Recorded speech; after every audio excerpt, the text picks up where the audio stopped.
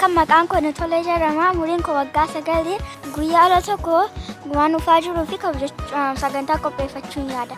Waggaa darbee sababii koronaa fi guyyaa dhalata koo hiriyoota koo wajjin kabajachuu hin dandeenye.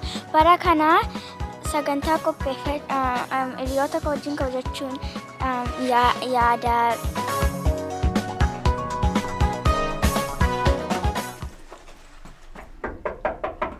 Seni. Hai, beekam jedhama nugeessa fayyaati Baga Dhalatte. Akka maqaan koo Tolee jedhama. Wal barumsa gaarii. Wal barumsa gaarii Noori. Hai. Guyyaa dhalata koo waan dhufaa jiruu fi sagantaa qopheeffachuun barbaada. Waggaa darbee sababii koronaa fi hiriyoota koo wajjin guyyaa dhalata koo kabajachuu hin dandeenye. Bara kana guyyaa dhalata koo kabajachuun yaada. Garuu haala rakkoo fayyaa namatti hin finne ta'uusaa baruun barbaada. Haalli hiriyoota koo wajjin kabajachuu danda'u jiraa? Yoo jiraate maal gochuun qaba?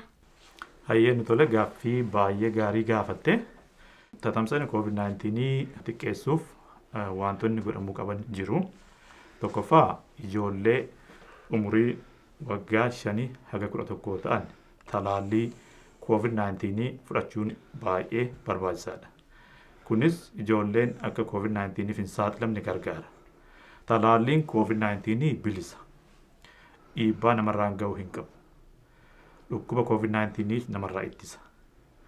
Kan lammataa atis ta'e hiriyoonni kee talaallii guutuu hin fudhanne yoo ta'e keessumaa mallattoo COVID-19 isinirratti yoo mul'ate qorannoo COVID-19 gochuun baay'ee barbaachisaadha. Ijoollee hiriyoonni kee kan dhukkubsatan jiru yoo ta'e mana turuu qabu.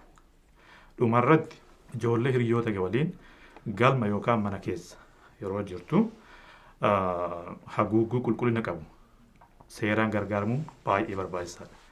Kunis COVID-19 akka hin saaxilamne ittisuuf gargaara. Sagantaa haala gaariin kabajatta jedheen amana. Baga guyyaa dhalata kee geesse.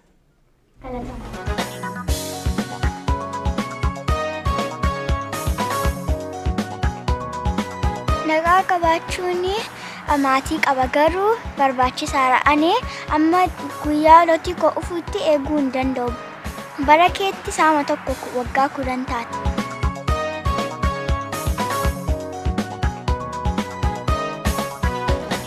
Guyyaa dhalata koof gammaddeettaa?